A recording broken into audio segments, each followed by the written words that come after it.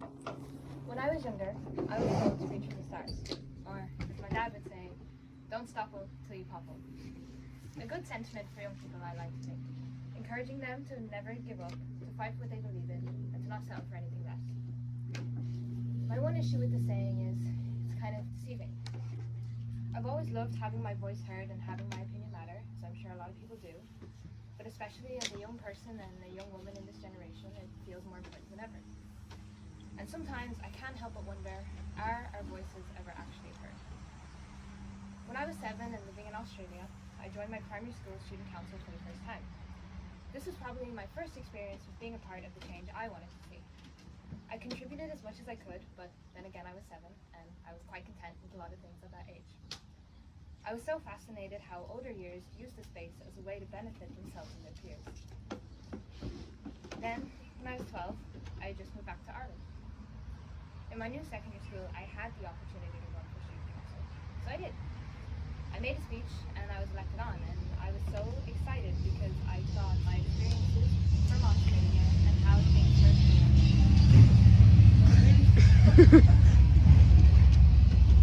I thought my experiences from Australia and how things were there really benefit the people around me if implemented into my all-girls Catholic school. I'm not sure exactly what it was, but around this time, I kind of lost my voice. It could have been a new school thing, a culture shock thing, or an I'm going to be bitter about everything because moving was the worst idea ever thing. And whatever it was, I can only blame myself. I found myself a lot more quieter and anxious, as if someone flipped a switch, and I couldn't really focus on what I wanted to get done because I was in such a strange place mentally.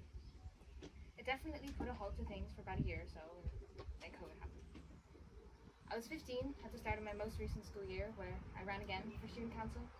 After making a speech, I was elected on, and not long after, myself and other student council members had a meeting with our principal to talk about absolutely anything and everything. This was different to most years, as we would rarely get to have a direct conversation with him ever, and that school year especially was a big year for me as I found confidence in myself that I lost so long ago. I walked into the meeting and felt like I actually was going to change something. Now, my school's not a bad school, and I will give credit when it's due. I just knew from what I've seen and been told that there were so many ways to offer better support to students. I shared these ideas with my peers and then ultimately my principal. It got to a point in the meeting where it was just back and forth between me and him. I was offering suggestions, concerns, loopholes, asking just why, and was then given an answer that completely avoided my question.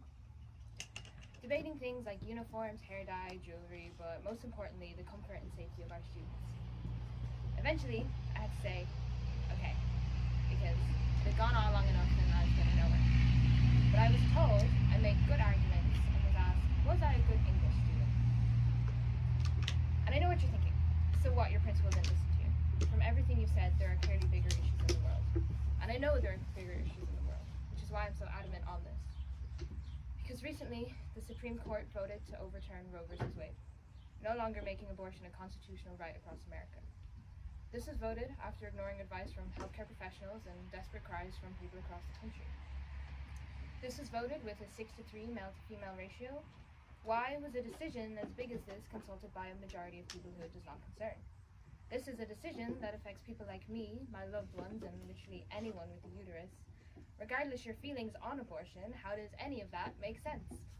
Why ask the people who it doesn't concern? Why not listen to the people it will actually affect?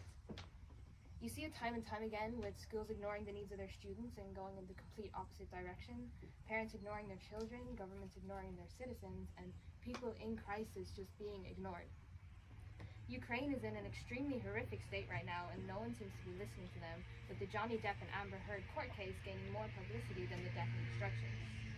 Rights of the LGBTQ+ community are being stripped away in several countries because irrelevant, ignorant opinions are being prioritized. The Irish language is at a heavy decline, and the only thing keeping it alive is the Gaeltacht, a summer camp encouraging you to speak Irish, because the curriculum that's in school is in desperate need of an update, which is common sense, but nothing has been done. And who knows what could happen next? What could happen to me? What could happen to you? I know women in so many countries across the world already have little to no rights. For the communities I've been a part of that have allowed me to be heard, I'm forever grateful.